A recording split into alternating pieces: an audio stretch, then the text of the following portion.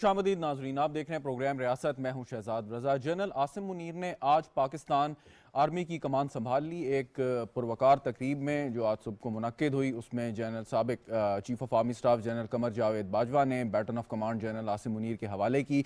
और ये तैनाती इस लिहाज से भी अहम है कि गुज़िश्ता कई माह से इसके बारे में काफ़ी बातें की जा रही थी, प्रोपोगंडा किया जा रहा था, लेकिन एक ये स्मूथ ट्रांजिशन जो हुई है highest at the highest office of Pakistan army, ये इस बात का सबूत है कि पाकिस्तान आर्मी एक बड़ा डिसिप्लिन्ड इदारा है। और जैसा कि साबिक chief of army staff general Qamar Javed Bajwa ने अपनी अलविदाई तकरीब खिताब में ये बात वाज़ेह कर दी थी कि गुज़िश्ता साल पाकिस्तान आर्मी ने बहैसियत इदारा ये फ़ैसला किया है कि उन्होंने आइंदा अपने आइनी हदूद या जो मैंडेट है उसके तहत मुल्क और कौम की खिदमत करनी है, और माजी में जो गलतियाँ उनसे हुई या दीगर इदारों से हुई उसका उन्होंने अजाला करना है। ये बात उन्होंने अपने अलविदाई खिताब में की।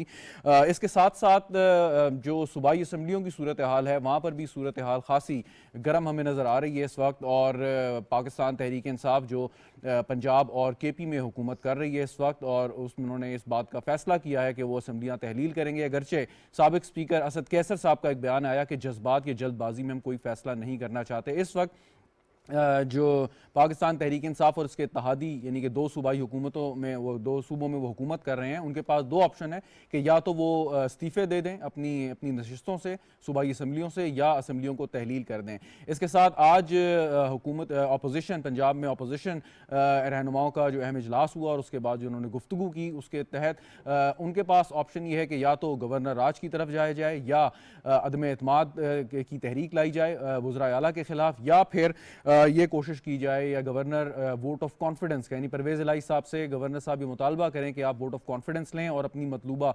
अक्सरियत साबित करें। तो इस वक्त प्रेशर डालने की भरपूर कोशिश है दोनों सियासी फरीकैन की जानिब से। क्या इस पर फैसला होगा, क्या नतीजा होगा, इस पर गुफ्तगू करते हैं। हाफिज़ ताहिर खलील साहब मुझे ज्वाइन कर रहे हैं, ब्यूरो चीफ हैं, रोज़नामा जंग के तज्ज़ियाकार हैं। सर बहुत शुक्रिया आपका। डॉक्टर इश्तियाक अहमद साहब हमारे साथ मौजूद हैं, मेंबर हैं प्लानिंग कमीशन ऑफ पाकिस्तान के। सर आपका भी बहुत शुक्रिया। जनरल रज़ा मोहम्मद खान साहब दिफाई तज्ज़ियाकार हैं, हमारे साथ मौजूद हैं वीडियो लिंक पे। जनरल साहब आपका भी शुक्रिया।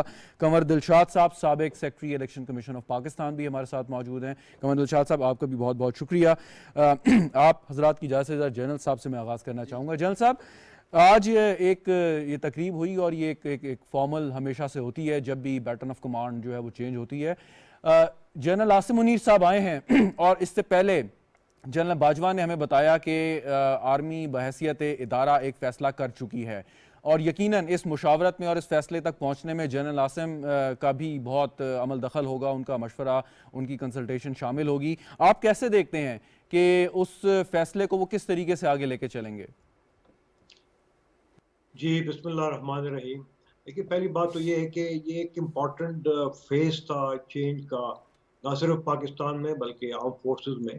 और ये बड़ी खुशी की बात है, इत्मीनान की बात है पूरे मुल्क के लिए कि ये बखैर खूबी सरअंजाम पा गया और ऑलमोस्ट एक पॉलिटिकल कंसेंसस के साथ हुआ है, और एक मेरिट और सीनियरिटी की कॉम्बिनेशन के ऊपर हुआ है। इससे मेरे ख्याल में हमारी जो इंटरनल और एक्सटर्नल स्टेबिलिटी है उसके ऊपर इसका एक पॉजिटिव एफर्ट होगा। अच्छा, अब बात यह है कि जो भी डिसीजन अफवाज पाकिस्तान में होते हैं, खुसूसन मैं पाक फौज की बात करूंगा, तो वो एक थॉरली डिबेटेड, डिस्कस्ड और वेल कंसिडर्ड वो डिसीजंस होते हैं, और उसमें तमाम सीनियर लीडरशिप को कंसल्ट किया जाता है। वो एक फर्द वाहिद का फैसला बिल्कुल नहीं होता। तो जो भी अगर माजी में कोई डिसीजन लिए गए हैं तो वो एक कंसेंसस डिसीजन होंगे या फिर मेजॉरिटी डिसीजन होंगे, और इस तरह की जमहूरियत मेरे ख्याल में सीनियर लेवल के ऊपर फौज पाकिस्तान में है और हमेशा से रही है। साथ साथ अब बात यह है कि ए पॉलिटिकल रहने की जो बात है, बिल्कुल ये एक गैर सियासी इदारा है अफवाज पाकिस्तान, और आईन पाकिस्तान जी की बिल्कुल। वफादारी का उन्होंने अहद लिया होता है और रियासत के वफादार होते हैं। साथ साथ पाकिस्तान के मफादात के वो तहफ़्फ़ुज़ करते हैं, जी और जो हुकूमत वक्त होती है हमेशा से वो उसकी हिमायत करती है। तमाम तर जो आईनी जी और जो बिल्कुल। कि जनरल लीगल साहब जितनी एक भी सवाल है। मुतालिबात है उसकी वो हमेशा से वो उसको सपोर्ट करती है। जनरल साहब, सवाल है कि हमने देखा कि पिछली जब आर्मी की क़यादत थी, यानी कि आज से पहले, उस पर पाकिस्तान तहरीक इंसाफ ने ख़ासे इल्ज़ामात भी आयद किए और बड़े शदीद अल्फाज में तनकीद की और कुछ ऐसी बातें भी की जो नहीं करनी चाहिए थी। आपके ख्याल में कि अब जब ये चेंज ऑफ कमांड हुई है, इसके बाद वो सिलसिला ख़त्म हो जाएगा जो इदारे को ऑब्वियसली इदारे को नुकसान पहुँचा, इदारे को कमज़ोर करने की कोशिश की, तो अब कम अज़ कम वो सिलसिला तो हम नहीं देख रहे आगे जनरल साहब? हाँ, देखिए ना, क्योंकि उन्होंने खुद अब इसमें प्रेसिडेंट साहब ने जब इसको नोटिफिकेशन में बिल्कुल कोई टाइम नहीं लिया और उन्होंने मेरे ख्याल में इमरान खान से अप्रूवल के बाद किया है और उसके ऊपर ठीक। सीनियर जो पीटीआई की लीडरशिप है उन्होंने इसके ऊपर कॉन्फिडेंस जाहिर किया, उनको मुबारकबाद दिया है, तो मेरे ख्याल में ये चीज़ अभी ख़त्म हो जाएगी। लेकिन माजी के जो दाग धब्बे फौज के ऊपर लगे, उनकी इमेज काफ़ी जो है डैमेज हुई है, उसको मेरे ख्याल में रिपेयर करने की ज़रूरत होगी और जो फेक न्यूज़ जो है माजी में फैलाए गए हैं, उनका तदारुक करना पड़ेगा और उसके लिए जो भी डिसीजन जो गवर्नमेंट ने लेने हैं, चाहे वो डिफेमेशन लॉज को जो है वो मजबूत करें या जो सोशल मीडिया के जो प्लेटफॉर्म्स हैं उनके ऑफिसेस कम से कम बिल्कुल इस्लामाबाद में ठीक। जरूर खुलवाएं ताकि उनकी भी अकाउंटेबिलिटी हो सके और ये जो सोशल मीडिया का मिसयूज हो रहा है वो खत्म हो जाए, वेरी राइट खुसूसन सर। अदारों की डिफेमेशन के बारे में। बिल्कुल ठीक, बिल्कुल ठीक। हाफ़िज़ साहब, अभी जनरल कमर जावेद बाजवा की सर्विस के दौरान 5 वज़राए आज़म आए, यानी कि उनके साथ उन्होंने सर्व किया।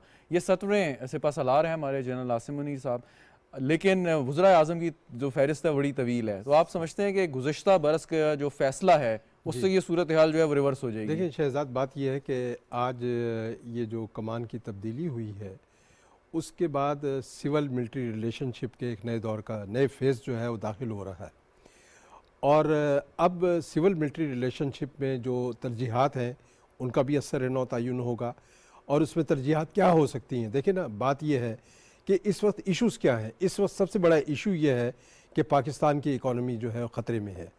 हमें मुल्क के मुआशी हालात को बेहतर बनाना अव्वलीन तरजीह है और ये सिर्फ सिविलियन की नहीं है बल्कि मिलिट्री की भी है और मिलिट्री भी कोशिश ये कर रही है कि ऐसे एनवायरनमेंट पैदा की जाए कि मुल्क में सरमायाकारी हो और पुरसकून हालात हों। बिल्कुल। और उसके लिए देखें, ज़रूरी ये है कि पॉलिटिकल पोलराइजेशन जो है उसको कम किया जाए। इस वक्त सिविल मिलिट्री जो क़यादत है उसकी सबसे बड़ी तरजीह ये होगी कि इकॉनमी को बेहतर बनाने के लिए ये जो पोलराइजेशन हालिया बरसों में और हालिया दिनों में हुई है सॉरी या हालिया हफ्तों में हुई है, इसका हजम जो है वो कम किया जाए और मुल्क में एक ऐसा एनवायरनमेंट पर देखें, अब मुल्क ने जाना है इलेक्शन की तरफ। इलेक्शन का माहौल जो है उसी वक्त पुरसकून होगा जब मुल्क में सियासी जो तकसीम है वो कम होगी और उसके लिए ज़रूरी यह है कि पॉलिटिशियन जो हैं वो एक मुश्तरका एजेंडे के तहत बैठें कि मुल्क में पोलराइजेशन को किस तरह कम किया जाए और इसके लिए ज़रूरी यह है कि एक ग्रैंड मकालमा जो है वो होना ज़रूरी। बिल्कुल, ये सही बात आपने की, लेकिन हमने देखा है कि जब आर्मी या मिलिट्री इस्टेब्लिशमेंट ने एक फ़ैसला कर लिया, अब तो किसी सियासी जमात को कोई एतराज़ नहीं होना चाहिए कि ना वो किसी एक जमात की साइड लेंगे या दूसरी जमात की। लेकिन हम देख रहे थे कि गुज़िश्ता चंद माह से तहरीक इंसाफ बार बार ये कोशिश कर रही थी कि किसी तरीके से गैर आनी तौर पे हमारी मदद की जाए, तो वो सिलसिला आप ख़त्म देखते हैं अब? नहीं, देखें, बात यह है कि एक अदारे की तरफ से एक प्रिंसिपल जो है डिसीजन हो चुका है लेकिन जब सियासत में गंद पड़ता है, ऐसी सियासत होती है जो माजी में, हालिया माजी में भी हमने देखी कि लोग जो हैं वो घरों से निकले हुए हैं, शेलिंग हो रही है, लोग मर रहे हैं। तो ये जो मामलात होते हैं इसमें देखें, कोई भी अदारा जो है रियासती अदारा वो खामोश नहीं रह सकता, उसमें ज़रूर मुदाखलत करता है कि भाई ये मुल्क के हालात जो है बेहतर बनाए जाएँ। ठीक। और इसके लिए ज़रूरी नहीं है कि आप रिक्वेस्ट करेंगे, यहाँ पर लोग जो है ख़ुद चले जाते हैं, लोग ख़ुद कहते हैं कि जनाब इन हालात को बेहतर बनाएं और इसमें रियासती अदारों की ज़िम्मेदारी होती है कि सबसे पहले लोगों को और आम शहरियों को उनकी जानो माल का तहफ़्फ़ुज़ दिया जाए और जब भी ऐसी सूरत हाल पैदा होगी तो आप ये ना कहें कि भाई कि इसमें बिल्कुल इग्नोरेंस होगी, बल्कि हालात को बेहतर बनाने के लिए, हालात को पुरसकून रखने की जिम्मेदारी ये सिर्फ पार्लियामेंट की नहीं है, ये तमाम अदारों की है और इसमें तमाम अदारों की कंट्रीब्यूशन बहुत ज़रूरी है। बिल्कुल ठीक। डॉक्टर साहब, अभी हम देख रहे थे कि कई बयानिए बनाए गए और फिर उनसे पीछे हटा गया। अमेरिकी कोई साजिश का भी था। आज 1 घंटे की मुलाकात हुई है फवाद चौधरी साहब की अमेरिकी सफ़ीर से, फिर आर्मी के ख़िलाफ़ उससे भी आप पीछे हट गए, कत्ल में आपने कहा मुलव्वस हैं, उधर उस दावे से भी या इल्ज़ाम से आप पीछे हट गए। सो अब इसके बाद आप समझते हैं कि जो इदारा को कमज़ोर करने की कोशिश थी वो अब नहीं होगी, अब सिर्फ और सिर्फ सियासत की तरफ और आइन के अंदर रहते हुए सियासत की तरफ सारी तवज्जो होगी अगर करनी है तो? हाफिज़ ताहिर साहब जो है ना पाकिस्तानी सहाफ़त में बहुत बड़ा नाम है, बड़ी मुझे खुशी है कि मैं इनके साथ बैठा हूँ। देखिए इन्होंने जो एक बात की ना शहजाद के इकोनॉमी की जो कंडीशन है ना उसमें इस तरह की चीज़ें हमें करनी नहीं चाहिए। अब जब आपका अपना एक बयानिया उस ऑडियो क्लिप के अंदर पकड़ा गया कि आपने अवाम को स्पून फीड करना है, तो बेसिकली तो इमरान खान साहब जो है वो मॉरल हाई ग्राउंड जो है वो बहुत अरसे से लूज़ कर चुके हैं। अब अगर तो ये डेवलप्ड कंट्री हो तो यहाँ हर किस्म की गेम हम खेल सकते हैं क्योंकि बेसिक जो नीड्स हैं लोगों की वही फुलफिल नहीं हो रही। लेकिन मेरे ख्याल में ये बहुत ज़्यादा ज़्यादती है। और ख़ास तौर पे मैं एक पिन पॉइंट करूँगा चीज़ कि जो वाक़या हुआ था फायरिंग का, जी उसके अंदर हमें ये भी पता चला कि जो जिसमें एक अपना एक्यूज्ड उसने कन्फेस भी किया क्राइम ऑन टेलीविज़न, उसमें जो वो बात कर रहा है बेसिकली वो बड़ी ख़तरनाक है कि इनके जो पावर बेस्ड नैरेटिव पूरे 4 साल चला और उसके बाद उसमें शिद्दत आई पिछले 8 महीने में जब इनको पावर ख़त्म हो गई, तो उसके अंदर आप मुलाहिज़ा करें कि भाई यानी उस नैरेटिव के अंदर कुछ ऐसी सेंसिटिव चीज़ें भी इन्होंने टच की कि जो लोगों की रिलीजियस सेंसिटिविटीज़ हैं उनको वो लोग हर्ट हुए उससे। उसका ही एक अब रिफ्लेक्शन आपको सामने नज़र आ गया था जो ये एक वायलेंट सीन हुआ। अब मैं अगर इनकी जगह पे हूँ और अमरीकी साजिश का भी नैरेटिव यानी वो एक्सपोज हो गया, फिर मिलिट्री की जो अपना इन्वॉल्वमेंट थी उसके अंदर जो ये एलाइज करते थे वो भी आखिर में इन्होंने रिवर्स कर ली, तो मैं क्या करूँगा? अगर मैं बिल्कुल एक्सपोज हो गया हूँ, मेरे पास मॉरल हाई ग्राउंड नहीं है और पॉलिटिकल जो पैटर्न जो नज़र आ रहा है उसके अंदर भी आप अपना कहीं फिट इन नहीं नज़र आ रहे हैं, तो what I will do simply I will take an exit. मैं डिस्क्वालीफाई भी हूँ, मैं कोर्ट के अंदर बैटल लड़ रहा हूँ, मैं मॉरली एक्सपोज हो गया हूँ, तो मैं तो भाई एग्जिट लूँगा। तो इनके लिए मेरे ख्याल में एडवाइस प्रॉपर यही है खान साहब के लिए कि बहुत कुछ कर लिया, 30 साल हो गए हैं, तो आप kindly take an exit, London वगैरह जाके बाकी अरसा गुजारें। चलें नाज़रीन एक वक्फा लेते हैं यहाँ पे, वक्फे के बाद हमारी गुफ्तगू जारी रहेगी। कमर दिलशाद साहब आपकी जाने के बाद आता हूँ, साथ रहिएगा।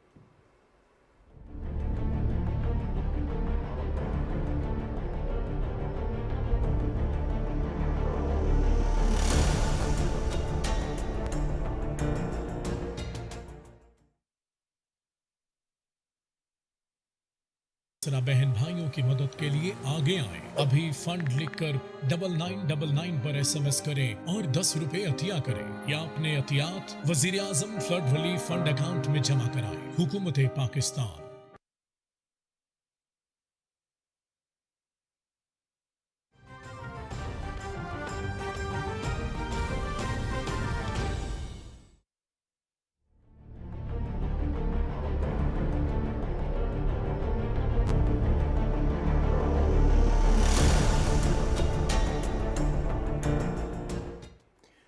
प्रोग्राम में एक बार फिर खुशामदीद नाज़रीन। हमारे साथ मौजूद हैं हाफिज़ ताहिर खलील साहब, डॉक्टर इश्तियाक अहमद साहब, जनरल रज़ा मोहम्मद खान साहब और साबिक secretary election commission of Pakistan Qamar Dilshad साहब। कमर दिलशाद साहब, ये जो गुफ्तगू हो रही थी कि पाकिस्तान आर्मी ने एक फ़ैसला किया, जनरल कमर जावेद बाजवा साहब ने उसको अनाउंस किया, हमें बताया, और अब आप कैसे करते हैं? आप उस दौर में सेक्रेटरी रहे हैं इलेक्शन कमीशन ऑफ पाकिस्तान के जब यही रिपोर्ट होता था कि काफ़ी इन्फ्लुएंस है और इन्फ्लुएंस डाला जाता है।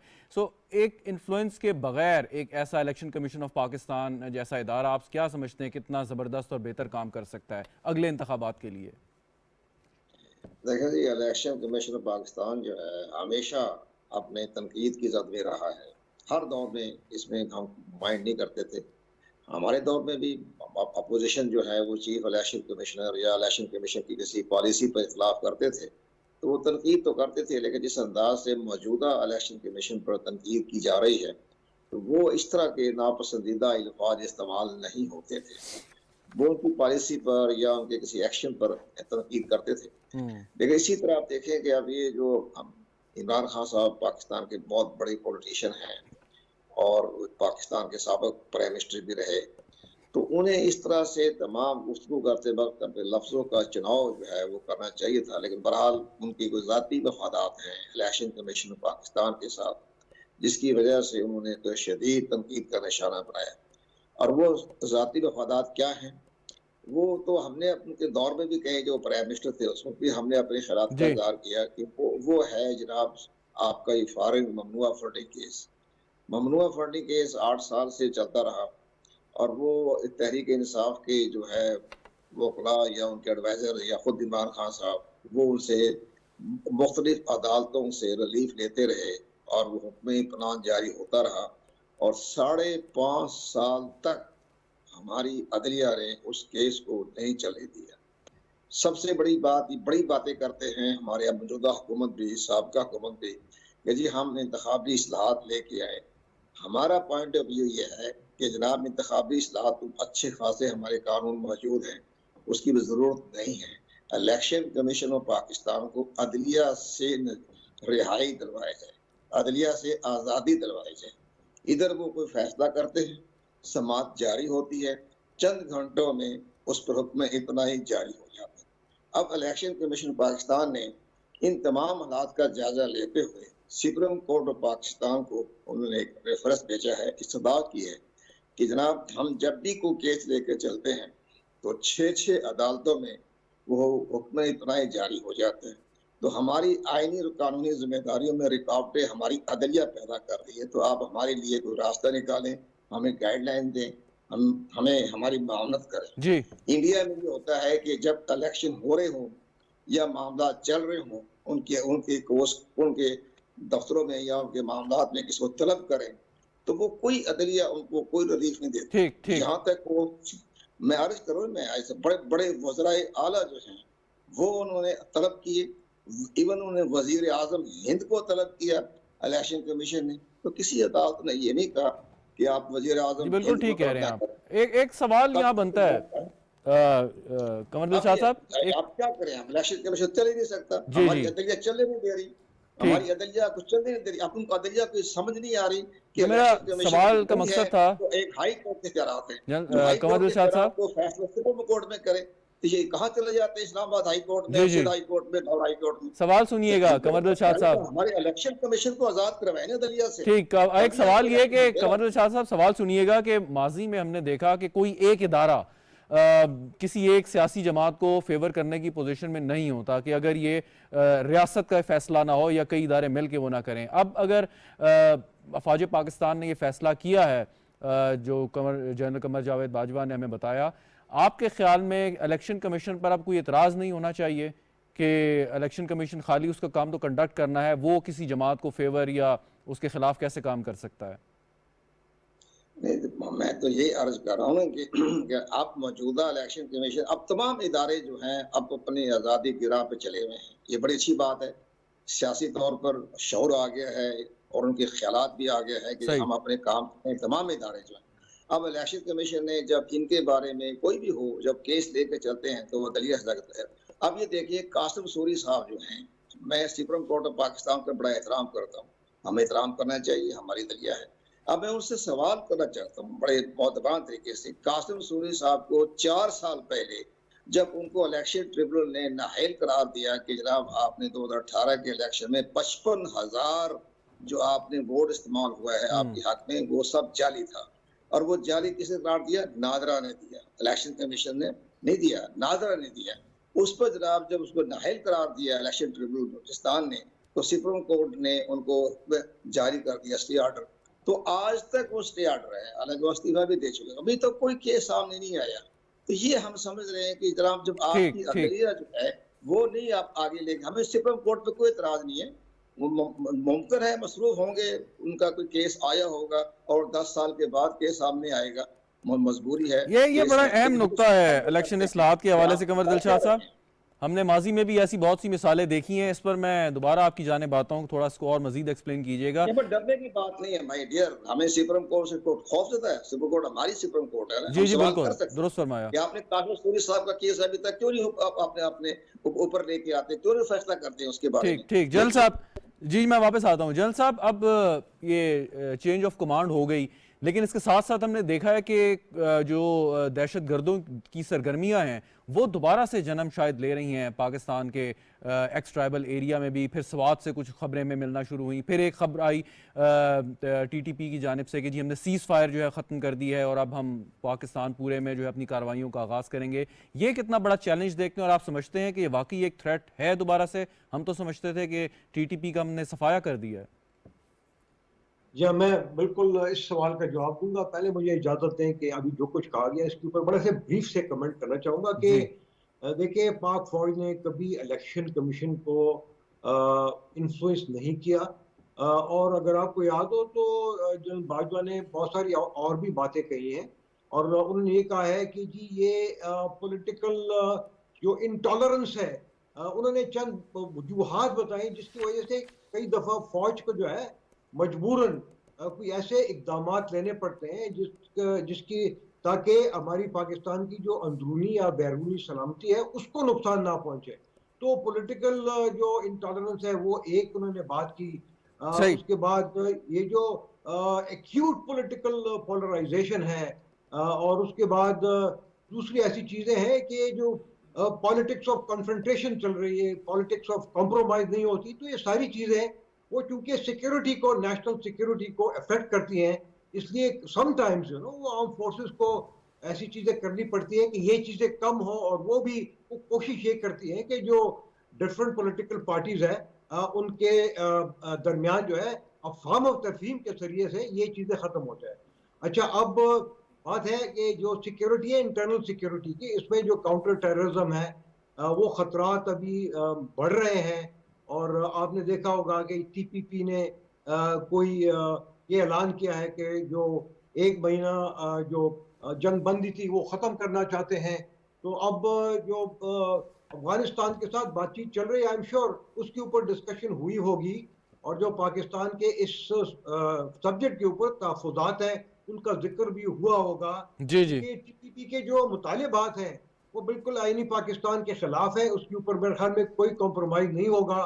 और उसके ऊपर जो पार्लियामेंट ने फैसले किए हैं सिर्फ वही उसको चेंज कर सकते हैं। उस पर एक पार्लियामेंट्री ओवरसाइट कमेटी का भी कयाम आया है और फॉरेन मिनिस्टर साहब ने ये एक हिंट भी दिया है कि इस सब्जेक्ट के ऊपर गवर्नमेंट ऑफ अफगानिस्तान के साथ हमारे जो रिलेशनशिप है उसको हम रिवाइज भी कर सकते हैं। तो ये अफगान गवर्नमेंट का ये मेरे ख्याल में उनकी जिम्मेदारी बनती है कि उन्होंने न सिर्फ पाकिस्तान को बल्कि इंटरनेशनल कम्युनिटी को ये बावर करवाया है कि अफगानिस्तान की सरजमीन है जो है वो पाकिस्तान या किसी और के खिलाफ दहशतगर्दी के लिए जी इस्तेमाल नहीं बिल्कुल की सही जाएगी। फरमाया। तो उनको चाहिए कि टीपीपी के जो लीडर्स हैं जिनके खिलाफ पाकिस्तान में बड़े बड़े मुकदमात हैं, अभी या तो खुद उनके खिलाफ जो है एक्शन लें और या पाकिस्तान के हवाले करें ताकि यहाँ पे उनके खिलाफ कानूनी कार्रवाई हो सके। और इससे मेरे ख्याल में घबराने की जरूरत नहीं है। जो फौज पाकिस्तान ने पहले भी उनको टैकल किया है और अगर उन्होंने कोई वायलेशन की और मजीद सही। उसमें उन्होंने दहशतगर्दी को हवा देने की कोशिश की तो उनको मेरे ख्याल में काइनेटिकली डील किया जाएगा। बिल्कुल ठीक, बिल्कुल सही। हाफिज़ ताहिर खलील साहब, अब ये तो फैक्ट है कि टीटीपी की जो आला क़यादत है वो अफगानिस्तान में इस वक्त बैठी है और अगर पाकिस्तान बाज़ाब्ता कोई दरख्वास्त करता है, आज भी हिना रब्बानी खैर साहिबा का दौरा है काबुल का, उनकी बात भी हुई अफगान हुकाम से, आप क्या समझते हैं कि ये कितना बड़ा इम्पोर्टेंट होगा कि तालिबान हुकूमत जो है पाकिस्तान की बात इस स्टेज पे माने? नहीं, देखें, बात यह है कि हकीकत तो यह है कि मिनिस्टर ऑफ स्टेट का जो विज़िट है आज वो पहुंची हैं काबुल में, वो इस लिहाज से भी बहुत इम्पॉर्टेंट है कि इस वक्त पाकिस्तान पर ये दबाव है और काबुल में तालिबान जो है वो ये कह रहे हैं कि पाकिस्तान जो है वो तस्लीम करे उनकी गवर्नमेंट को और डिप्लोमेटिक रिलेशनशिप बाकायदा तौर पर बहाल होने चाहिए ताकि दुनिया के दीगर ममालिक जो हैं वो उसको फॉलो करें और उनके ताल्लुकात भी रस्मी तौर पर बहाल हो जाएं। तो एक ये टसल है, दूसरी ये अब आ गई है कि वहाँ टीटीपी जो है, जो टीटीपी के वहाँ पर कैंप्स बने हुए हैं, जिसकी वजह से पाकिस्तान में डिस्टेबलाइजेशन हो रही है। ख़ास तौर पर उन इलाकों में जो साबका फाटा के इलाके थे, वहाँ जो है वो अमन व अमान की सूरत हाल आए रोज़ जो है वो धमाके हो रहे हैं और दहशतगर्दी हो रही है। ये सूरत हाल और फिर ये देखें कि पाक अफ़गान बॉर्डर जो है हमारे लिए एक मुस्तकिल मसला बना हुआ है क्योंकि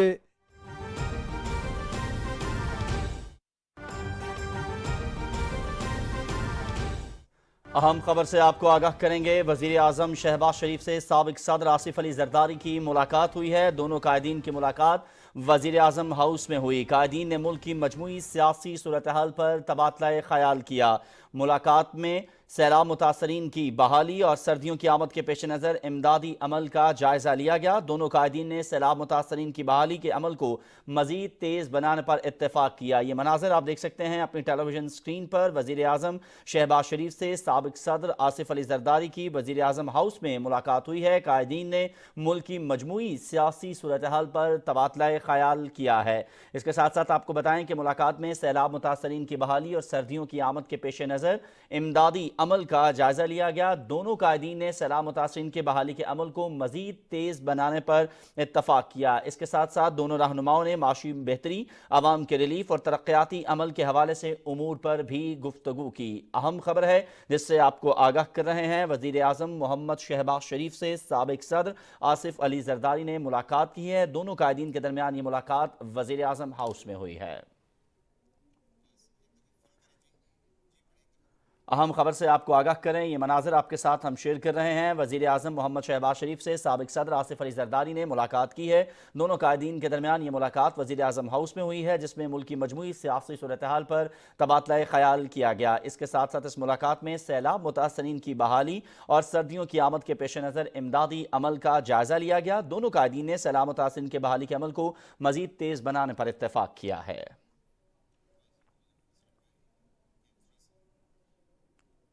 ये थी पीटीवी से ताज़ा तरीन।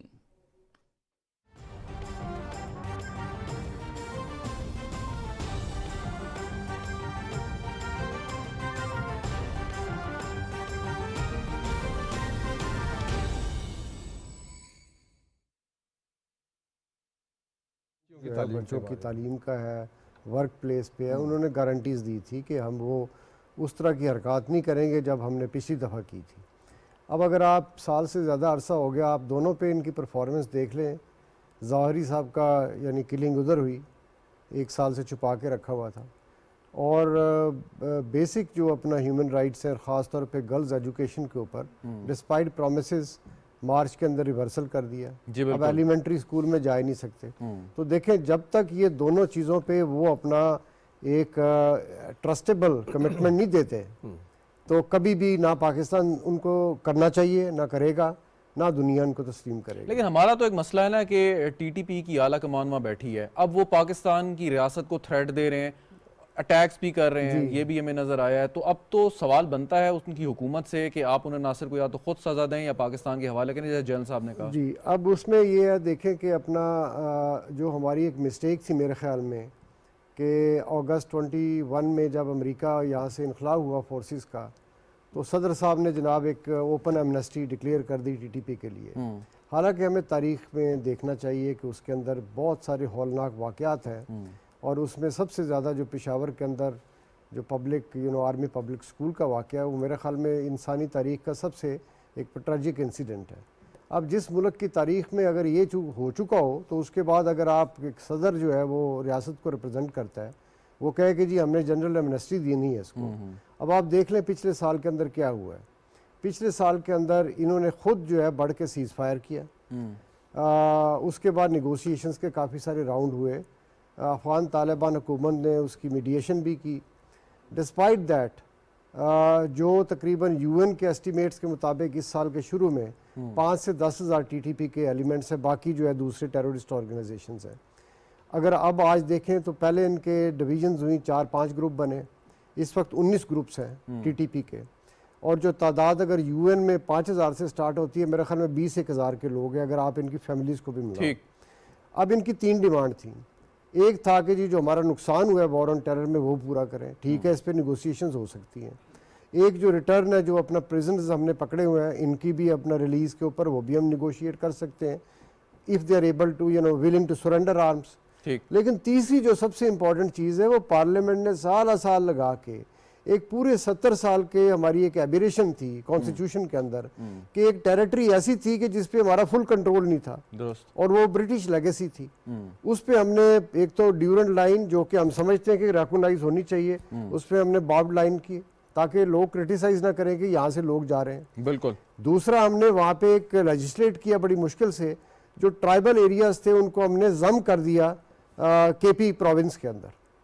अब ये ऐसे कॉन्स्टिट्यूशनल यानी एक प्रोग्रेस है हमारी हिस्ट्री की, इस पे तो कोई ऑर्गेनाइजेशन मतलब दहशतगर्द तंजीम तो बजा कोई और भी अपना, अगर आप एक दो पॉलिटिकल पार्टी भी आ जाए, हम इस पे कॉम्प्रोमाइज नहीं करेंगे। तो ये एक ऐसी चीज है, शरीयत का बात नहीं कर रहे हैं। देखिए टीटीपी जो है बड़े अरसे से इसने शरीयत को साइड पे रखती है, लेकिन बैक में शरीयत भी है, लेकिन इनके जो प्रैग्मेटिक एम्बिशंस भी है ना, दोबारा रिवर्सल ऑफ दी फटा का जो अपना वो अनएक्सेप्टेबल है। बिल्कुल ठीक, बिल्कुल ठीक। कमर दिलशाद साहब, अब एक बात और भी हो रही है, अगर उसमें सिक्योरिटी एलिमेंट भी डाल दें, अगरचे हमारे दायरे काबिल हैं कि इस किस्म के जो एलिमेंट्स हैं उनका सर कुचल सकें, लेकिन जैसे मुआशी सूरत हाल है या अगर कोई सिक्योरिटी सूरत हाल होती है तो इलेक्शन के इल्तवा का मामला भी अब डिस्कस होना शुरू हो गया है कि जो मुकर्ररा वक्त से भी 6 माह आगे जा सकते हैं। इस बारे में आप क्या कहते हैं कि हालात व वाक़यात देखते हुए ये हुकूमत का फैसला होता है कि वो इलेक्शन वक्त पर करें या किसी वजह से उसको अगर डिले कर सकते हैं तो कर दें?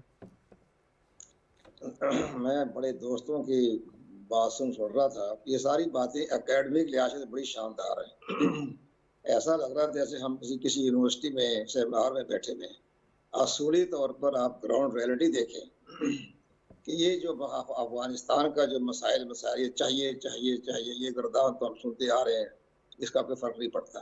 पहली बात यह है कि 1975 से लेकर 1975 में जो अफगानिस्तान के मामलात में उस वक्त की हुकूमत ने मुदाखलत की, वो उसके हम नतीजा भुगत रहे हैं।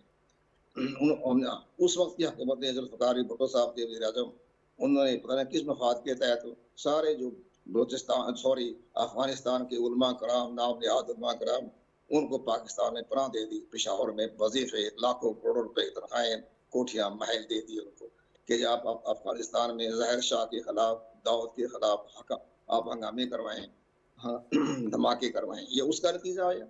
इसके बाद ज़िया-उल-हक साहब का ज़माना आ गया, रशिया ने अटैक किया। तो आपको क्या तकलीफ हो रही थी? रशिया जा रहे, अफगानिस्तान जाने, आपने अपने मफादात में आपने मुदाखलत की। 1990 में आपने मुदाखलत की जब आप उसको फतह कर रहे थे काबिल को। इसके बाद आपने 2001 में मुशर्रफ साहब ने बिला वजह एक अमेरिका के कहने पर पूरे अफगानिस्तान को नाराज कर लिया। कमर दिलशाद साहब, एक माजरत के साथ जरा जी वक्त बचाने के लिए, कोई हक नहीं है, ये तो तारीख का हिस्सा है, ये सबके सामने है। ये जंग जारी रहेगी, क़यामत तक जारी रहेगी। यार ये इतनी काबू में आनी है। जिस तरह कश्मीर का मसला क़यामत तक चलता रहेगा, कोई हल नहीं होना।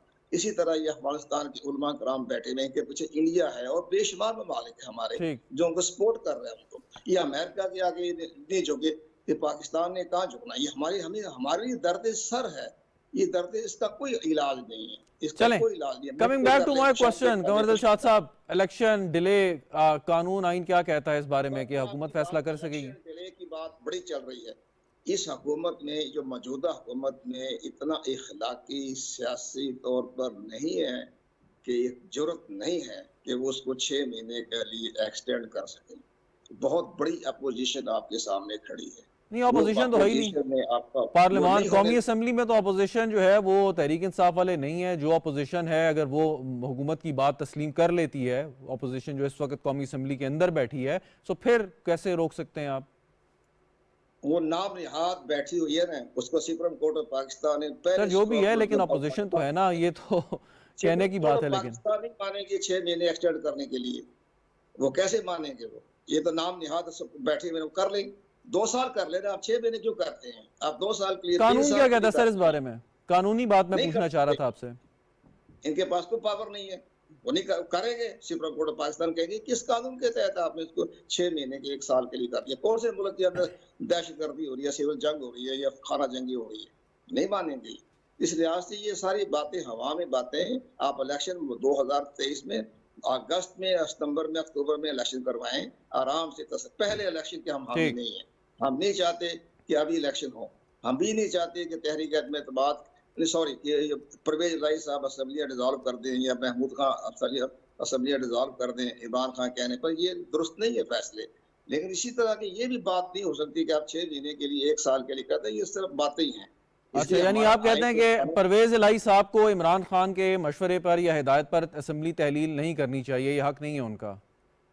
हम भी ये चाह रहे हैं। परवेज इलाही साहब तो नहीं करेंगे। परवेज इलाही को इतना मैं जानता हूँ, आप नहीं जानते। इमरान खान भी नहीं जानते परवेज इलाही को, जितना मैं जानता हूँ उसको।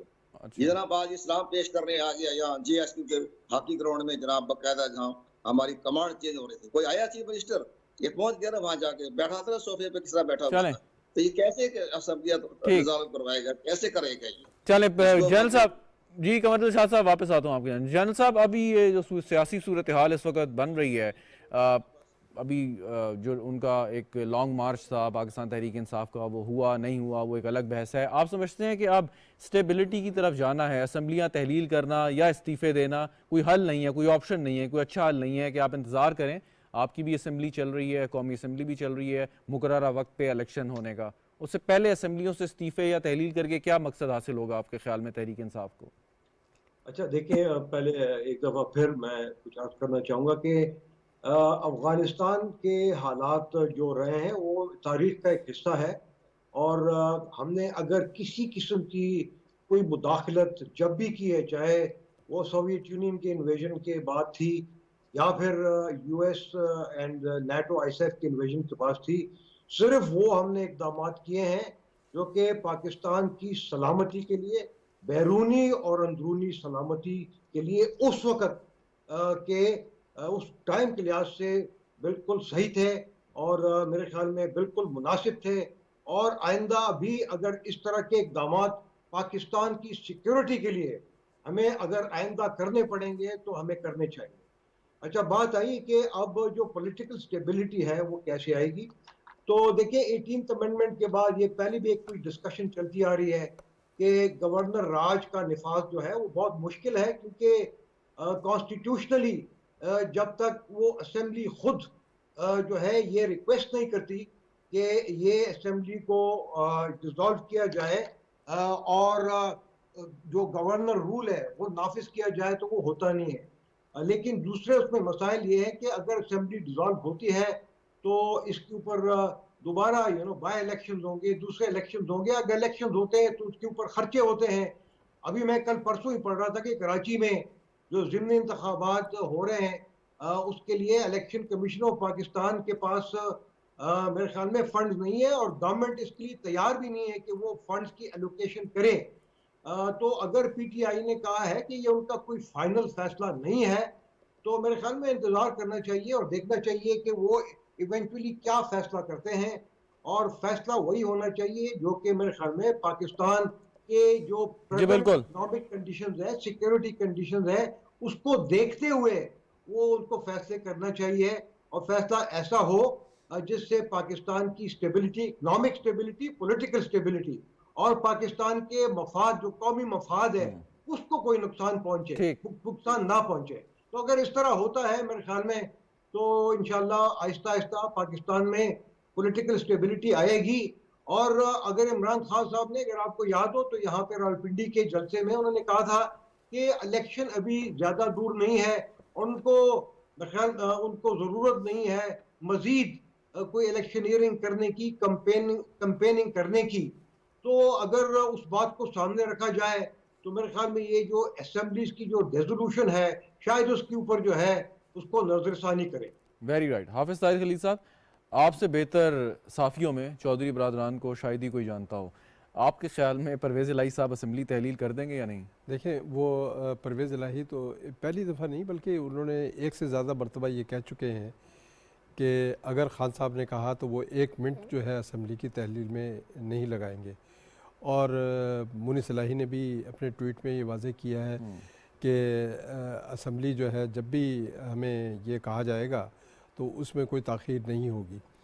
तो मेरा ख़्याल है कि एक ये देखें, ये कमिटमेंट और कॉन्फिडेंस, ये एक सियासत में ये बहुत इम्पॉर्टेंट होते हैं फैक्टर्स कि आप किस हद तक जो है वो कॉन्फिडेंट होते हैं, एक दूसरे पर एतमाद करते हैं, और एतमाद साजी ही सियासत को आगे लेके चलती है। तो अभी देखें, ये तो एक अनाउंसमेंट की है उन्होंने पिंडी में खान साहब ने, लेकिन अभी फैसला नहीं हुआ, फैसले अभी होने हैं। इसमें देखिए उसमें दो फैक्टर्स थे। पहले तो ये था कि इस्तीफे लिए जाएं, ये बात भी चली कि इस्तीफे लिए जाएं, और इस्तीफे लेकर जो है वो जिस पर गवर्नमेंट ने ये कहा कि हम बाई इलेक्शन करा देंगे वहाँ पर, लेकिन उसमें जो है खान साहब को मुश्किल ये पेश आ रही थी कि उनकी पार्टी डिवाइड हो रही थी, पार्लियामेंट्री पार्टी, क्योंकि बहुत से एमपीएस जो हैं वो इस्तीफे देने के लिए तैयार नहीं थे, और वही कहते थे कि इस्तीफे जो है इसका मतलब ये है कि रिट्रीट करें और दोबारा बाई इलेक्शन में आ जाएं, और दोबारा जो है एक नया, जबकि इलेक्शन जो है वो अब 1 साल से भी कम तो वो मुद्दत रह गई। तहलील की तरफ फैसला तो किया। वो अब उन्होंने गए हैं तहलील की तरफ। ठीक, लेकिन आप कमिटमेंट की बात कर रहे हैं। आसिफ अली जरदारी साहब कहते हैं कि एक कमिटमेंट परवेज इलाही साहब ने उनके साथ भी की थी। अगर वो देखें, वो अगर वो बात मान लेते हैं, वो सियासत के जो गुरु हैं जी, जी। वो इस वक्त लाहौर बैठे हुए हैं। ठीक, नहीं और अगर उनके राब्ते भी हैं। आपके ये बात ख्याल नहीं है कि उनके राब्ते नहीं जी, है, उनके बिल्कुल। राब्ते मौजूद हैं, उनके राब्ते सबके साथ मौजूद है। और अब वो कोई नया फार्मूला निकाल रहे हैं कि पंजाब में देखिए इस वक्त जो फाइट चल रही है वो ये है कि एक ग्रुप चाहता है कि असेंबली तहलील हो जाए, दूसरा ग्रुप चाहता है कि असेंबली को बचाया जाए। ठीक, नहीं लेकिन आपके ख्याल में अगर परवेज इलाही साहब बिल्कुल उनकी इमरान खान साहब की हिदायत पे या हुक्म पे या दरख्वास्त पे बिल्कुल अमल करेंगे, लेकिन इस चीज़ की क्या गारंटी है कि परवेज इलाही साहब दोबारा वज़ीर आला बन जाएंगे? देखिए ना, यही एक कुछ मसाइल हैं कि जो अभी असेंबली की तहलील में पेश आ सकते हैं। एक तो ये है कि उन्हें क्या उतनी सपोर्ट मिलेगी तहरीक इंसाफ से कि वो जितने एमपीएस की डिमांड कर रहे हैं, या अगर इस वक्त तो 10 की तादाद है, लेकिन अगर वो 20, 25, 40 तक मांग रहे हैं सीटें, तो अभी तहरीक इंसाफ को भी ये फैसला करना पड़ेगा कि वो, क्योंकि खान साहब जो है तैयार नहीं है। खान साहब तो अलग ऐलान कह रहे हैं कि जनाब मैं अकेले हुकूमत बनाऊंगा, क्योंकि इत्तेहादियों के साथ हुकूमत का तजर्बा मुझे कोई अच्छा नहीं लगा, और उसमें उन्हें खासी जो है वो सुबकी भी हुई। तो खान साहब तो एक सोलो फ्लाइट कर रहे हैं, और सोलो फ्लाइट में ही वो मुझे लगता है कि इलेक्शन में नहीं, जाएंगे। लेकिन आप एक बात बताएं कि परवेज इलाही साहब को जो वज़ीर आला बनाने का इमरान खान साहब ने फैसला किया, कितनी कड़वी गोली होगी ये खान साहब के लिए कि उन्होंने एक कोई ऑप्शन नहीं था, उनके पास कोई ऑप्शन नहीं था, कोई ऑप्शन नहीं था खान साहब के पास कि वो चीफ मिनिस्टर जो है, चीफ मिनिस्टरशिप जो है परवेज इलाही को दे। अगर उनके पास ऑप्शन होता तो वो इस्तेमाल करते, लेकिन ऑप्शन नहीं था उनकी, क्योंकि ये वो फैक्टर है चौधरी परवेज इलाही साहब का कि अगर वो उधर जाते तब भी उनकी हुकूमत थी, इधर आते तब भी इनकी हुकूमत। अब जो अपोजिशन है या जो वफाकी हुकूमत है उसके पास या पीडीएम है, 3 ऑप्शन हैं कि गवर्नर राज या वोट ऑफ नो कॉन्फिडेंस या गवर्नर वजीर आला को कहें कि जी आप एतमाद का वोट लें। आपके ख्याल में इसमें से कौन सा ऑप्ट करेंगे? जो इस वक्त नज़र आ रहा है, देखिए इस वक्त जो है वो बिल्कुल जनरल साहब ने बिल्कुल ठीक कहा कि वोट ऑफ नो कॉन्फिडेंस जो है 186 बंदे पूरे करना, वो उनके लिए जो मूव करेगा रेजोल्यूशन, और 3 दिन के अंदर, टाइम ये है कि 3 दिन के अंदर उसे पेश करना होगा, 3 दिन में ये असेंबली में रेजोल्यूशन पास कराना होगा, नंबर 1। नंबर 2 ये है कि वोट ऑफ कॉन्फिडेंस, ये गवर्नर किसी वक्त भी कह सकता है, और वो लेकिन वो ये साथ लिखेगा कि मुझे ऐसा महसूस हो रहा है कि बज़ाहिर चीफ मिनिस्टर जो है अक्सरियत खो चुके हैं, लेकिन उसके लिए अवामिल भी तो होने चाहिए ना। अगर अवामिल मौजूद नहीं तो वो ये बाउंस बैक भी हो सकता है।